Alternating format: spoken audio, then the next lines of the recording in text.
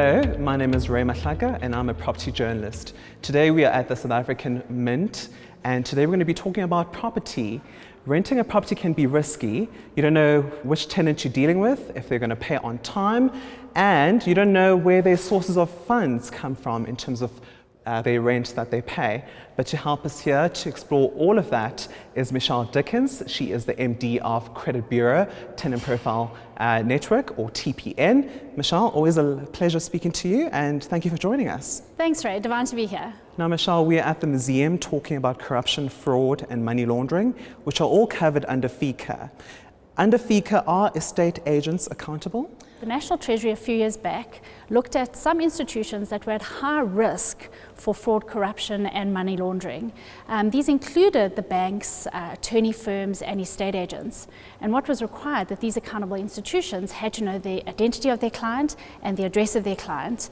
In the past it was sufficient to simply collect an identity document and proof of residence to fulfill that obligation. And FICA has changed recently. What impact has this had on estate agents and the broader industry as well? Well, as I said, in the past, estate agents simply needed to collect a copy of identity and a copy of proof of residence to fulfill their obligation.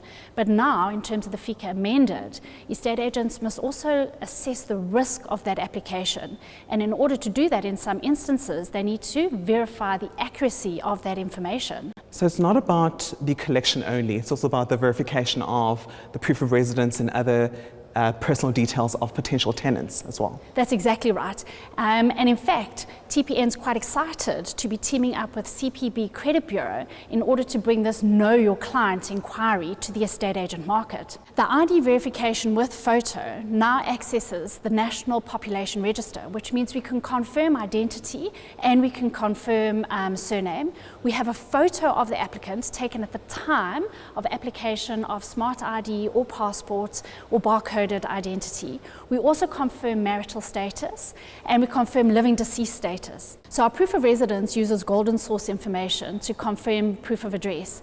This means we use data such as the deeds data and other verified sources, and excitingly we'll be bringing lease address and levy information into that source as well. So FICA amended now means that estate agents can use a proof of residence collected from a verified third party such as CPBs in order to use that document as their proof of residence, which means estate agents don't need to collect any additional document to verify the source of that information. It sounds like Know Your Client will root out fraud and corruption as well. So which clients of estate agents is this targeted to? So estate agents are required to know their clients in terms of their identity and proof of address. And that means all their clients, their landlords and their tenants, their buyers and their sellers. And in closing, Michelle, how do estate agents access TPN's Know Your Client solution?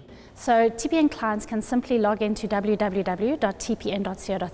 They can click on credit inquiries and select the Know Your Client inquiry. Thanks, Michelle. That was Michelle Dickens of TPN, helping us understand the legislature framework around FICA and Know Your Client.